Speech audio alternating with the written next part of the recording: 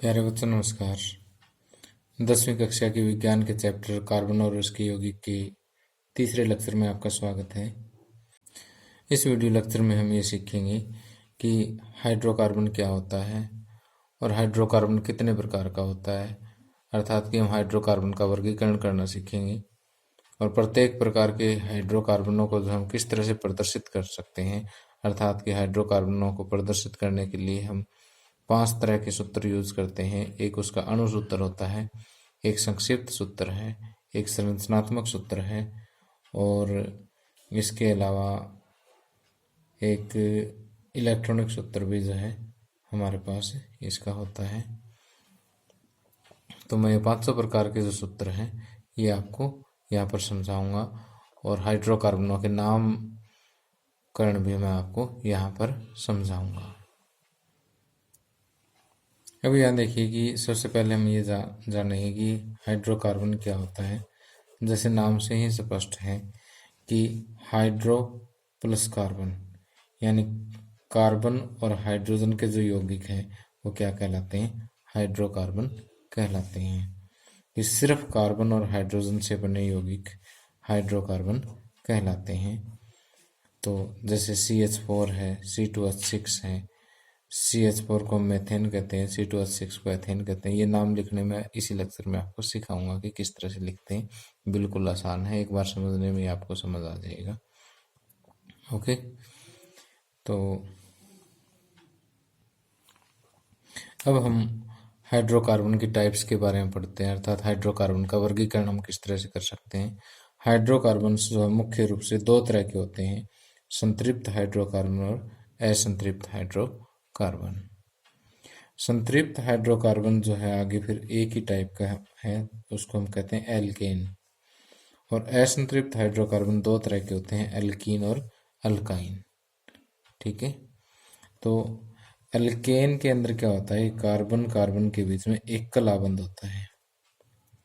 Alkyne में carbon carbon के बीच में कम से कम एक द्वि आबंध होता है और अल्काइन में कार्बन कार्बन के बीच में एक त्रि आबंध होता है।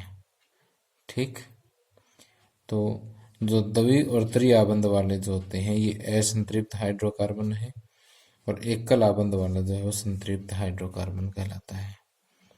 ठीक, तो एकल आबंध वाले एल्केन कहलाते हैं और एल्केन का जो सामान्य सूत्र है वो CnH2n+2। अब ये सामान्य सूत्र क्या है कि जो यहाँ पर जैसे कार्बन के परमाणुओं की संख्या और हाइड्रोजन के परमाणुओं की संख्या जो है उसको हम सामान्य रूप से n के द्वारा लिख देते हैं। जैसे n की जगह एल्केन में 1 से आगे कोई भी वैल्यू रख सकते हैं। जैसे मैंने n की जगह 1 रखा, C1H 2 एकम 2 + 2 4। ठीक, n की जगह 1 रखा, यहाँ पर 1 लगाना जरूरी नहीं है, लिखना जरूरी नहीं है, अंडरस्टूड है कि एक ही है कि C1H 1 दूनी 2 + 2 4। इसी तरह से n की जगह 2 रखो तो इस n की जगह भी 2 ही रखा जाएगा, 2 दूनी 4 + 2 6। इसी तरह से n की जगह पर आप 3 भी रख सकते हो, C3H 3 दूनी 6 और +2 8। C4H 4 दूनी 8 + 2 10। ठीक, तो सामान्य सूत्र से आप जो है इसका ये जो सूत्र हैं इनको हम बोलते हैं अणु सूत्र। अणु सूत्र में आपको एक्चुअल नंबर ऑफ एटम मिलेंगे, यानी अणुओं की जो वास्तविक संख्या है कि यहाँ पर आपको वास्तव में पता लग रहा है कि CH4 में 1 कार्बन है, 4 हाइड्रोजन है, C2H6 में 2 कार्बन है, 6 हाइड्रोजन है। तो जो वास्तविक संख्या प्रदर्शित करने वाला जो सूत्र होता है उसको हम अणु सूत्र कहते हैं और जिसमें इस तरह सामान्य रूप से जो हमें दिखाया जाता है वो सामान्य सूत्र होता है। अब अल्कीन और अल्काइन की हम बात करते हैं। अल्कीन और अल्काइन में n की जगह 1 नहीं रखा जाता क्योंकि डबल बॉन्ड बनाने के लिए कम से कम 2 कार्बन तो चाहिए ही चाहिए। तो यहाँ पर 2 से शुरुआत करेंगे, C2H 2 × 4, Cn की जगह 3 रखेंगे, H 3 दूनी 6, C4H8, C5H10। ठीक उसी तरह से यहाँ पर CnH2n-2, C2H, 2 दूनी 4, 4 में से 2 माइनस करेंगे 2 बचेगा, C3H, 3 2 6, 6 में से 2 गए 4, C4H, 4 दूनी 8, 8 में से 2 गए 6, C5H, 5 दूनी 10, 10 में से 2 गए 8, ओके। C6H, 6 दूनी 12, 12 में से 2 गए 10, ओके। तो एक बार फिर से देखिए कि यहाँ से मैंने आपको बताया कि हाइड्रोकार्बन जो है वो संतृप्त और असंतृप्त 2 प्रकार के होते हैं। संतृप्त आगे फिर अल्केन और असंतृप्त अल्कीन और अल्काइन में विभाजित हो जाते हैं। तो यहाँ पर हम 3 टाइप पढ़ रहे हैं हाइड्रोकार्बन के, एल्केन, अल्कीन और अल्काइन। अल्केन का जो सामान्य सूत्र है CnH2n+2, इसमें 2 और कम हो गए CnH2n हो गया, इसमें 2 और कम हो जाएंगे CnH2n-2, यानी हाइड्रोजन इसमें दुगने से 2 अधिक, इसमें यहाँ पर देखिए हाइड्रोजनों की संख्या कार्बनों की संख्या के दुगने से 2 अधिक है, यहाँ सही दुगने हैं, और यहाँ हाइड्रोजनों की संख्या कार्बनों की संख्या के दुगने से 2 कम है। अब आइए इनका नाम लिखना सीखते हैं कि अगर कार्बन 1 है, एक कार्बन के लिए हम यूज करते हैं मेथ, ठीक, 2 कार्बन के लिए यूज करते हैं एथ, 3 कार्बन के लिए प्रोप, 4 कार्बन के लिए ब्यूट, ठीक, मेथ, एथ, प्रोप, ब्यूट। अब देखिए कि यहाँ पर मैं आपको नाम लिखना सिखा रहा हूँ, आधा आधा नाम लिखा मैंने, पूरा भी मैं करूँगा इनको। पहले कार्बनों की संख्या देख करके ये जो चीज़ जो सभी में एक जैसी वो बता रहा हूँ। जैसे 2 कार्बन वाला कहलाता है एथ, 3 कार्बन वाला प्रोप, 4 वाला ब्यूट, इसी तरह से 5 वाला पेंट,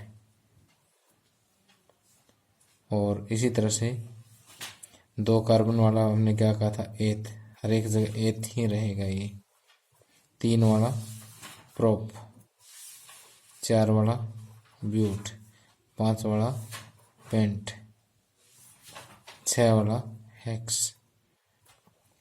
अब आगे देखिए पूरा नाम करते हैं इनका। अगर अल्केन है, अल्केन का क्या पता लगेगा कि हाइड्रोजनों की संख्या कार्बनों की संख्या के दुगने से 2 अधिक है। कार्बन 1, 1 का दुगना 2, 2 से 2 अधिक 4, इसका मतलब अल्केन है। 2 दूनी 4, 4 + 2 6, 3 दूनी 6, 6 + 2 8, 4 दूनी 8, 8 + 2 10, यानी दुगुन। अगर हाइड्रोजन कार्बन के दुगने से 2 अधिक हैं तो इसका मतलब अल्केन है। अल्केन है तो पीछे एन की आवाज आएगी, meth plus N, methane, eth plus N, ethane, prop plus N, propane, but plus N, butane, यानी यहाँ पर पीछे एन की आवाज आएगी और वही इसके साथ जोड़ना है। और अल्कीन में ईन की आवाज आएगी और अल्काइन में आइन की आवाज आएगी, और ये जोड़ना है आपने बस। एथ ईन, प्रोपीन, ब्यूटीन, पेंटीन, और ये ethyne, propyne, butyne, pentyne, hexyne, ठीक। तो इसी तरह से आप इसको भी और आगे बढ़ा सकते हो। C5H दुगने से 2 ज़्यादा कर दीजिए, 5 दूनी 10 और 2 12, तो ये 5 कार्बन वाला पेंट, और दुगने से 2 ज़्यादा तो अल्केन, पेंटेन है। C6H14, पेंटेन के बाद ये हेक्सेन, ठीक। इसी तरह से 7 कार्बन वाला सेप्ट, 8 वाला ऑक्ट, 9 वाला नॉन, 10 वाला डेक, 11 वाला एंडेक, 12 वाला डोडेक। लेकिन आपको इतना आगे बढ़ने की ज़रूरत नहीं है, ये +1 2 में आते हैं, 11th 12th क्लास में आते हैं, वो मैं आपको बाद में समझाऊंगा। एक बार 10वीं क्लास के लिए आप 6 तक कर लो, काफ़ी है। ठीक, तो इस तरह से हमने इन सभी के नाम लिखने सीख लिए हैं। अब इनकी मैं संरचना करना जो है, संरचनात्मक सूत्र लिखने आपको सिखाऊंगा। अभी देखिए, अब तक हमने अल्केन के बारे में पढ़ा कि वो हाइड्रोकार्बन जिसमें कार्बन कार्बन के बीच में एक कला बंध होता है, वो अल्केन होते हैं। अल्केन का सामान्य सूत्र भी हमने पढ़ा, और सामान्य सूत्र के आधार पे हमने कुछ एक मेंबर्स के अणु सूत्र भी लिखना सीखे और उनका नाम लिखना भी सीखे। अब हम ये सीखेंगे कि इसका अल्केन के जो है जिनके अणु सूत्र लिखे थे, उन हाइड्रोकार्बन के जो है संरचनात्मक सूत्र हम किस तरह से लिख सकते हैं, उनका संक्षिप्त संरचनात्मक सूत्र कैसे लिखेंगे, और उसका इलेक्ट्रॉनिक सूत्र जो हम किस तरह से लिखेंगे। तो संरचनात्मक सूत्र में तो देखिए बिल्कुल सिंपल है कि जैसे CH4 का लिखना है तो एक कार्बन बना दीजिए, एक कार्बन के चारों बॉन्ड बना दीजिए, क्योंकि एक कार्बन 4 बॉन्ड ही बना सकता है, 4 आबंध ही बना सकता है, और हर एक फ्री एंड पर एक एक हाइड्रोजन लगा दीजिए। ये इसका संरचनात्मक सूत्र है। संक्षिप्त संरचनात्मक सूत्र देखिए यहाँ पर C और H4, ये अणु सूत्र जैसा ही बनेगा मेथेन में तो। और आगे एक बार हम एथेन का देखते हैं। एथेन में देखिए कि दो कार्बन है तो 1 और 2 कार्बन। अब अल्केन है तो सिंगल बॉन्ड आएगा, और बाकी हर एक कार्बन के 4 बॉन्ड पूरे कर दें। एक तो ये हो गया, 3 और लगा दिए, 3।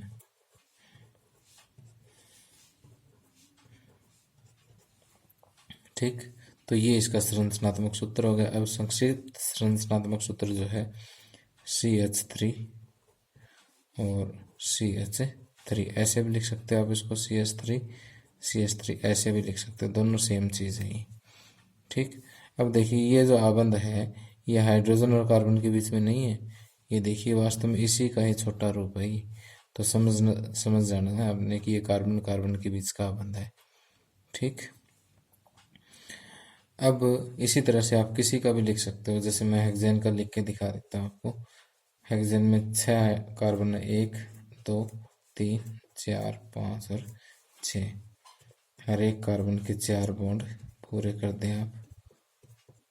ठीक, और जो फ्री एंड है उन पर एक एक हाइड्रोजन लगा दें। संरचनात्मक सूत्र जो है वो आपके पास तैयार हो जाएगा। ठीक, अब इसका संक्षिप्त लिखना तो CH3, अगला C लिखें, CH2, अगला C लिखें, फिर CH2, फिर अगला CH2, फिर अगला CH2, फिर कितने हो गए, 1 2 3 4 5, 1 2 3 4 5। अब ये छठे के साथ 3 हाइड्रोजन है तो CH3 लिख दिया। चाहे तो ऐसे लिख दे सीधा ही, चाहे इनके बीच में बॉन्ड दिखा दें, CH3 CH2 CH2 CH2 CH2 CH3, ये दोनों ही इसके संक्षिप्त संरचनात्मक सूत्र हैं। अब कई बार बड़ी क्लासेस में हम ऐसा भी लिखते हैं, CH3 CH2 कितनी बार, 1 2 3 4 बार है तो इसको यहाँ पर 4 लिख दिया CH3। लेकिन ये 10th क्लास में हम नहीं पढ़ाते, 10th क्लास में ये 2 ही पढ़ाते हैं। ओके, अब बात करते हैं इलेक्ट्रॉनिक सूत्र की। इलेक्ट्रॉनिक सूत्र में हम जैसे मीथेन का ही लिखते हैं। C, कार्बन की 4 बाहरी कक्षा वाले इलेक्ट्रॉन हमने यहाँ दिखा दिए। अब हाइड्रोजन के पास क्या होता है, एक ही इलेक्ट्रॉन होता है। ठीक, अब इनकी क्या होती है, साझेदारी होती है। हाइड्रोजन कार्बन की इलेक्ट्रॉन साझे कर लेता है, और कार्बन हाइड्रोजन वाले चारों हाइड्रोजनों के एक एक साझेदारी कर लेता है। तो ये इस तरह से जो है हम क्या बना सकते हैं, साझेदारी से जो आबंध बनते हैं उनको हम क्या कहते हैं, सहसंयोजी आबंध। यहाँ पर सहसंयोजी आबंध इस तरह से एक लाइन से दिखा रखे थे, यहाँ पर इलेक्ट्रॉन पेयर से हम दिखा देते हैं। तो ये जो सूत्र है ये इलेक्ट्रॉनिक सूत्र कहलाता है। और इलेक्ट्रॉनिक सूत्र अगर मैं एथेन का दिखाना चाहूँ तो सी सी। अब इस कार्बन के 4 इलेक्ट्रॉन मैं ऐसे दिखा देता हूँ, इसका एक यहाँ दिखा देता हूँ, इसके भी 3 ये दिखा दिए, एक यहाँ दिखा दिया। अब यहाँ पर देखिए कि इन दोनों कार्बनों ने अपना एक एक इलेक्ट्रॉन शेयर कर लिया, एक आबंध तो यहाँ बन गया, बाकी 3 हैं ये हाइड्रोजन के एक एक इलेक्ट्रॉन के साथ साझेदारी कर लेते हैं। ओके, तो इस तरह से इस कार्बन ने 4 इसके थे, 4 पड़ोसियों के शेयर कर लिए। इसी तरह से इस कार्बन ने भी अपने पूरे 8 कर लिए। हाइड्रोजन अपने 2 ही पूरे करता है। ओके, तो ये C2H6 यानी एथेन का इलेक्ट्रॉनिक स्ट्रक्चर बन गया है। इसी तरह से आप बाकियों की इलेक्ट्रॉनिक स्ट्रक्चर और इलेक्ट्रॉनिक सूत्र और इनके संरचनात्मक सूत्र और संक्षिप्त संरचनात्मक सूत्र आप लिख सकते हो। जैसे मैंने आप अल्केन के लिख के दिखाया, इसी तरह से मैं आपको अल्कीन और अल्काइन के भी लिख के दिखाता हूँ। तो नोट्स प्रिपेयर करते टाइम जो है आपने इस तरह से टेबल बनानी है और ये आपने अलग अलग जो है शो करने हैं। ओके, अब देखिए कि दूसरा जो हाइड्रोकार्बन असंतृप्त हाइड्रोकार्बन की एक टाइप है एल्कीन। एल्कीन का सामान्य सूत्र हमने पढ़ा, सामान्य सूत्र के आधार पर हमने अणुसूत्र लिखे और फिर उनके नाम भी लिखे थे। अब इस एल्कीन का जो संरचनात्मक सूत्र है हम देखिए कैसे लिखेंगे कि C2H4 2 कार्बन बना दीजिए। अब आपको पता है कि सही दुगने हाइड्रोजन है कार्बन की बजाय, तो अगर हाइड्रोजनों की संख्या कार्बनों की संख्या से सही दुगनी है तो इसका मतलब ये एल्कीन है। एल्कीन है तो इसमें क्या मिलेगा आपको, एक डबल बॉन्ड मिलेगा। कार्बन के 4 बॉन्ड पूरे करने हैं। ठीक, तो यहाँ पर आप क्या लगा दीजिए, एक एक हाइड्रोजन। ठीक, और इसका संक्षिप्त जो सूत्र बनेगा वो CH2 डबल बॉन्ड CH2 ऐसे लिखेंगे।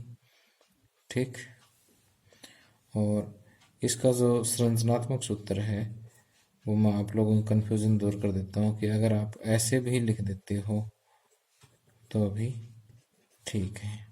अगर इन हाइड्रोजनों को उठा करके आप ऊपर भी लिख देते हो ऐसे तो भी कोई फर्क नहीं है, ये तीनों एक ही चीज़ है।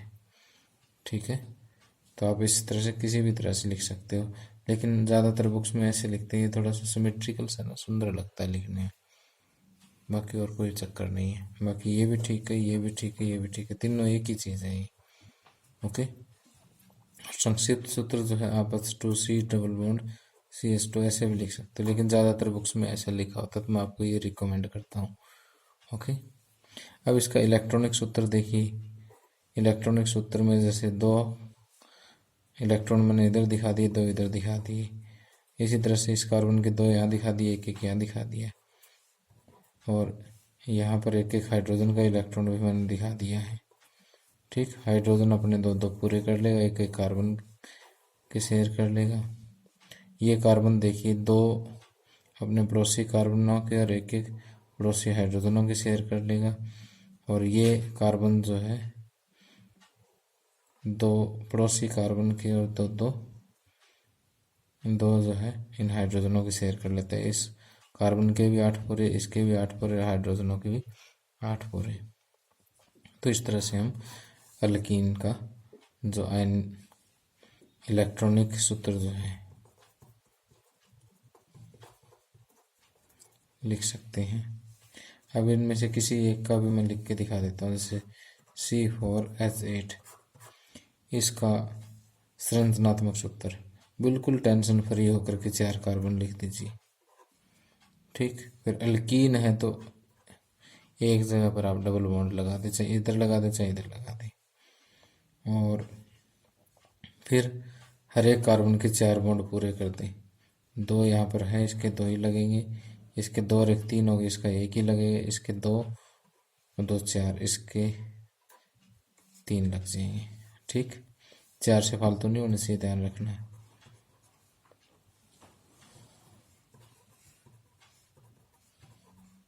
अब बेशक आप गिन के देख लीजिए, C4 है, H2 3 5 और 3 8। ठीक, आप चाहो तो ये ऐसे कार्बन लिख करके चाहे यहाँ लगा दो ये। ठीक, चाहे इस एंड पे लगा दो चाहे इस एंड पे। अगर यहाँ लगाते तो हम काउंटिंग इधर से शुरू कर दें, यहाँ करते तो इधर से कर दें। ठीक है, चीज़ सेम ही है।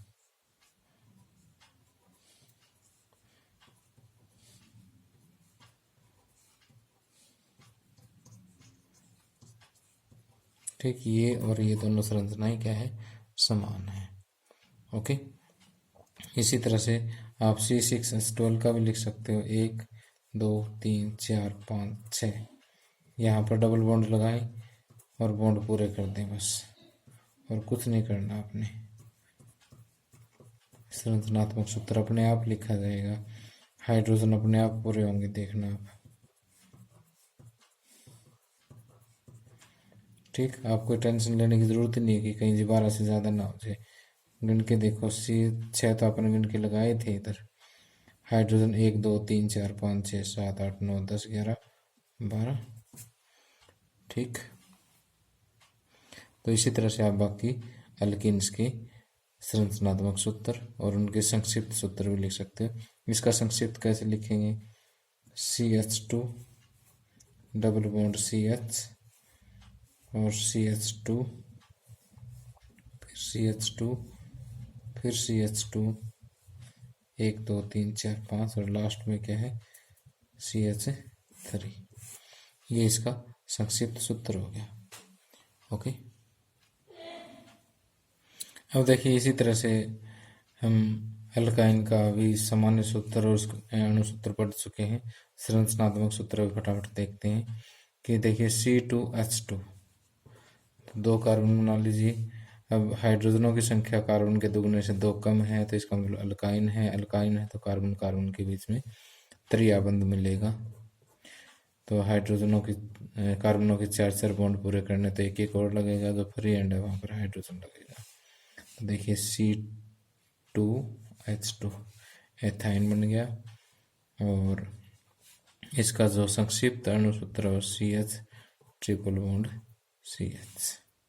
ओके, और इसका जो इलेक्ट्रॉनिक सूत्र है वो कार्बन कार्बन के,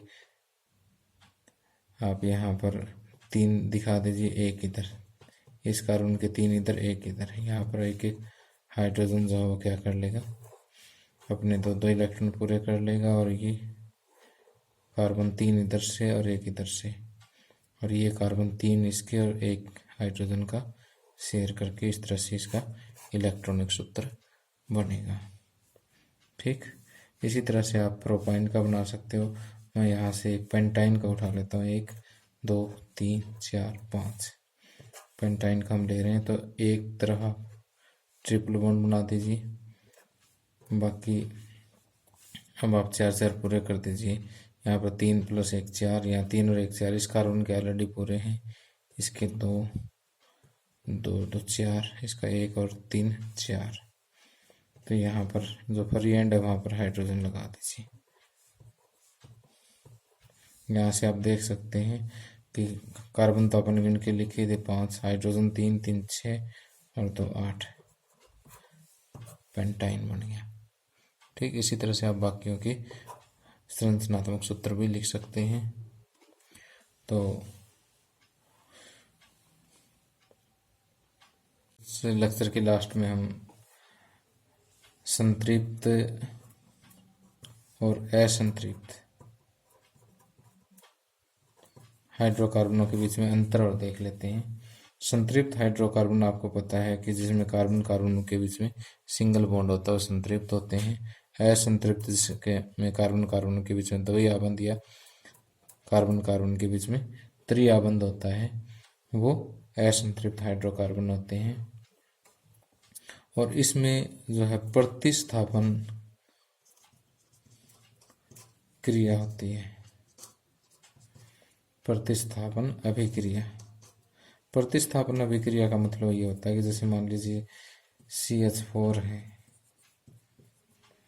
प्रतिस्थापन में क्या होता है कि जब ये इसकी रासायनिक अभिक्रिया होती है तो एक हाइड्रोजन यहाँ से भाग जाता है और उसकी जगह पर कोई दूसरा जैसे परमाणु का किसी दूसरे तत्व का परमाणु जो है उस हाइड्रोजन की जगह पर प्रतिस्थापित हो जाता है। तो इस तरह की जो अभिक्रिया है उसको प्रतिस्थापन अभिक्रिया कहते हैं। लेकिन इसमें जो है संयोजन अभिक्रिया होती है। जैसे मान लीजिए CH2 और CH2 ये है, तो इसमें संयोजन अभिक्रिया में क्या होता है कि एक बॉन्ड, जैसे डबल बॉन्ड है, द्वि आबंध, एक बॉन्ड टूट जाता है, ठीक, एक बॉन्ड क्या है, टूट जाता है, दो की बजाय एक रह जाता है। एक बॉन्ड टूटने के बाद यहाँ पर कोई दूसरे जो है दूसरे हाइड्रोजन भी जुड़ सकते हैं या कोई और किसी अन्य तत्व के परमाणु भी यहाँ पर जुड़ सकते हैं, ठीक। तो इस तरह से अगर बॉन्ड कम होकर के कोई और जुड़ जाए, इस तरह की जो क्रिया है उसको संयोजन अभिक्रिया कहते हैं। ओके। अब संतृप्त हाइड्रोकार्बनों में एक ही आबंध होता है जो मजबूत आबंध होता है, इसलिए ये जो है कम अभिक्रियाशील होते हैं, कम अभिक्रियाशील होते हैं, ठीक। और द्वि और त्रि आबंध वालों में जो एक द्वि आबंध में एक और त्रि आबंध में दो आबंध जो है वो थोड़े से कमजोर होते हैं, इसलिए अधिक क्रियाशील होते हैं, ठीक। अब इसके उदाहरण में आप दे दो एल्केन और इसके उदाहरण में दे दो एल्कीन व एल्काइन। तो आपने मुख्य रूप से 4 अंतर लिखने हैं। पहला तो आबंध का, दूसरा अभिक्रिया किस तरह की होती है, इसमें प्रतिस्थापन होती है, इसमें संयोजन अभिक्रिया होती है। तीसरा इसकी अभिक्रियाशीलता के बारे में कि संतृप्त कम अभिक्रियाशील होते हैं और असंतृप्त जो है वह अधिक अभिक्रियाशील होते हैं। चौथा इसका उदाहरण दे दीजिए कि संतृप्त हाइड्रोकार्बन के उदाहरण जो एल्केन है और असंतृप्त हाइड्रोकार्बन के उदाहरण जो है एल्कीन व एल्काइन है। तो प्यारे बच्चों, इसी के साथ ही लेक्चर हमारा समाप्त होता है। अगले वीडियो लेक्चर में मैं आपको बताऊंगा कि अगले वीडियो लेक्चर में मैं आपको बताऊंगा कि प्रकार्यात्मक समूह कौन से होते हैं और विभिन्न प्रकार के प्रकार्यात्मक समूहों के बारे में पढ़ेंगे, उनके स्ट्रक्चर पढ़ेंगे और मुख्य रूप से IUPAC नियम होते हैं कि जैसे ये जो हमने अभी यहाँ पर नाम दिए हैं ये IUPAC नियम की ही इंट्रोडक्शन थी। अब इस चीज़ को मैं आगे बढ़ाऊंगा और जो बड़े बड़े जो हाइड्रोकार्बन उनके आपको नाम लिखने सिखाऊंगा, ठीक है। Thank you, have a nice day.